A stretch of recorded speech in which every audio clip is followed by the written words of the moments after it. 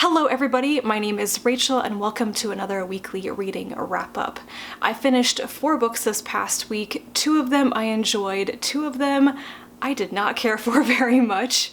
I still feel like I'm not reading that many truly enjoyable books. I'm in a little bit of a rut. So let's talk about the 2 that I didn't enjoy first. I will keep the ranting to a minimum.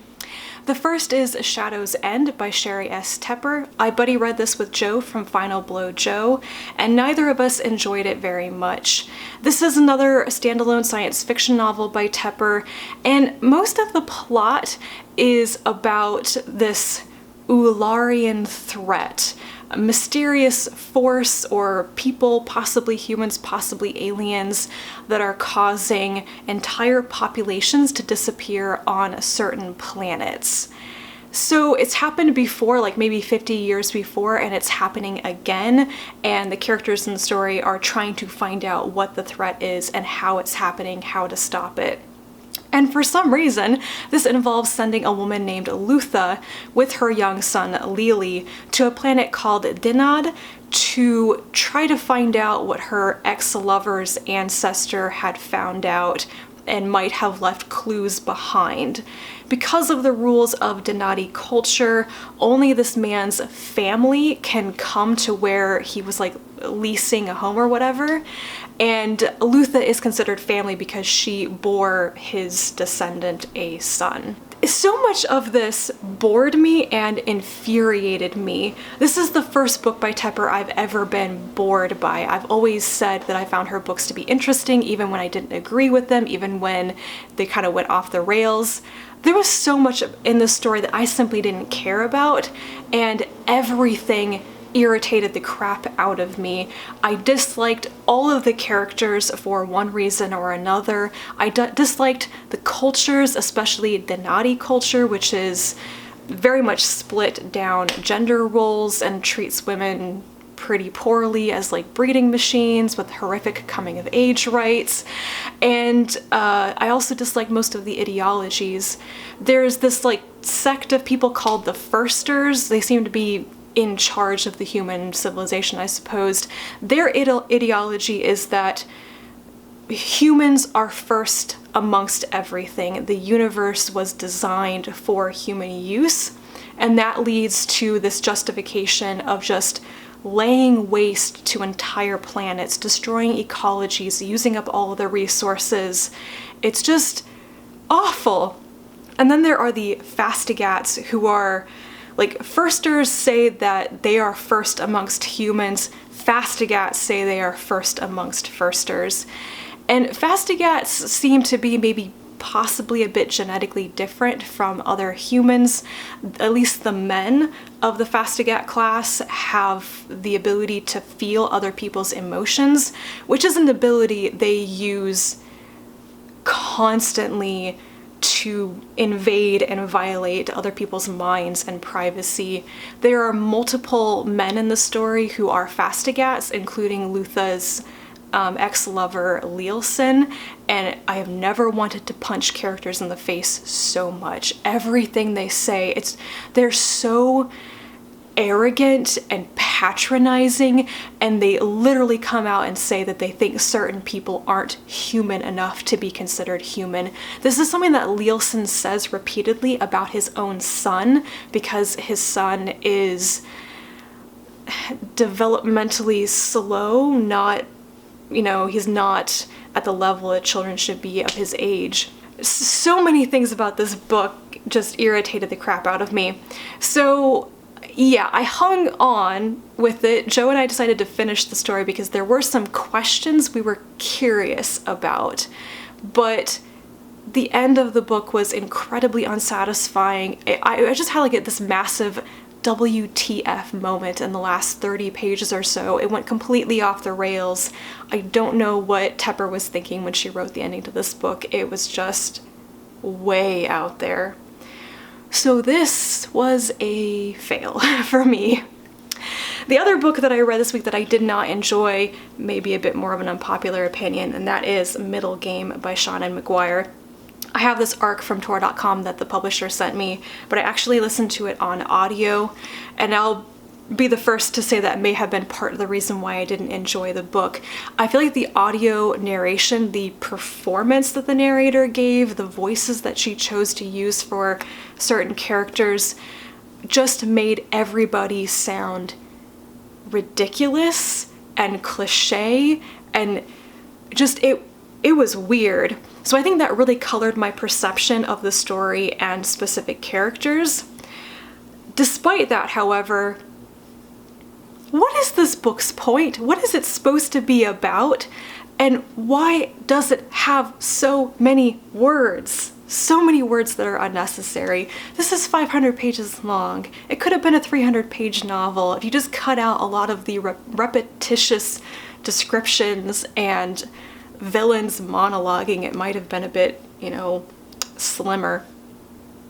I'm not really sure what I disliked so much about this book. I just did not find it an enjoyable experience. I thought of it as fantasy. I've seen other people describe it as science fiction.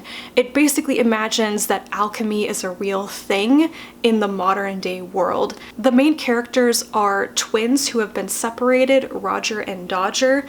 They were created by an alchemist in order to eventually embody the doctrine and come into powers, I guess.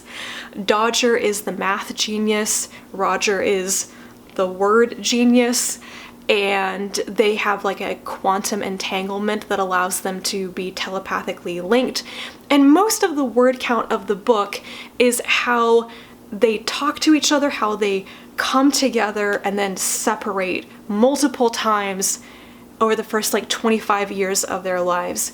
And sometimes the timeline gets reset, but it's not really clear how that happens or why or when it starts happening. But yeah, if this story had just been a look at the relationship between these separated twins trying to figure out their relationship with each other, I would have liked that.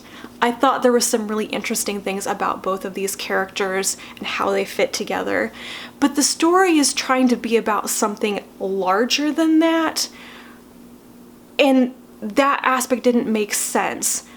Why are the alchemists doing such horrible things? What exactly are they trying to attain? What the hell is the impossible city? What is the improbable road? Those things are mentioned so many times in this book, yet they're never explained, even though they seem to be the primary motivation for some of the characters. And if I don't understand what they want, then I don't understand the point of the story in many ways.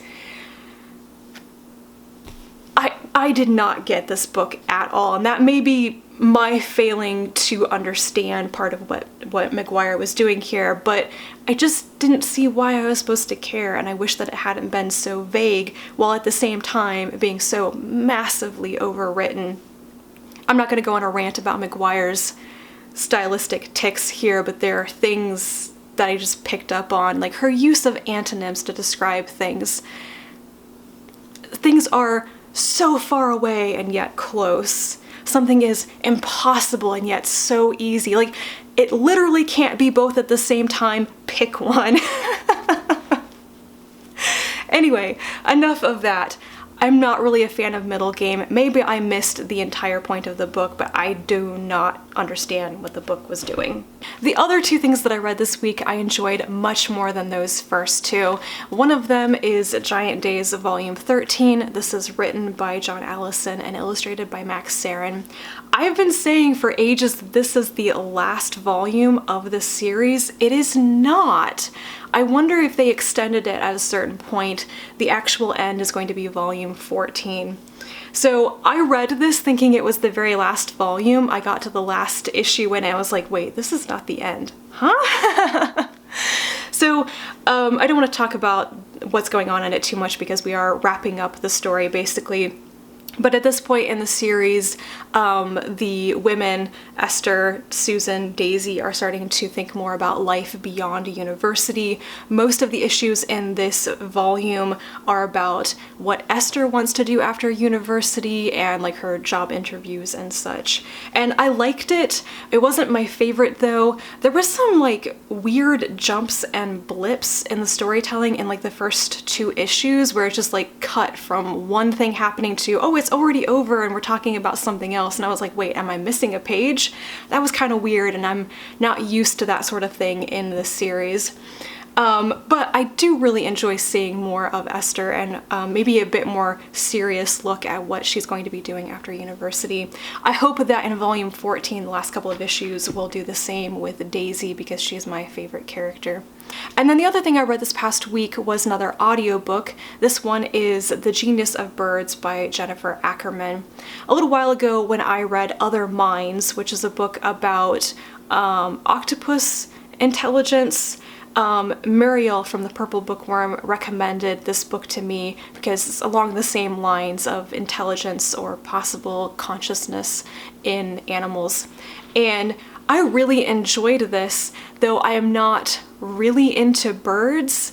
It's a really in-depth look at the various behaviors of birds and how adaptive they are, and what we now think that says about their intelligence, kind of correcting this very old misconception that birds are essentially stupid and like little thoughtless machines or something. They're actually way more than that. And I found that really fascinating. The only thing that this book didn't do for me is it didn't make me like super excited to go bird watching or anything. Like, it didn't make me like super passionate about birds, but I certainly learned some interesting things from it.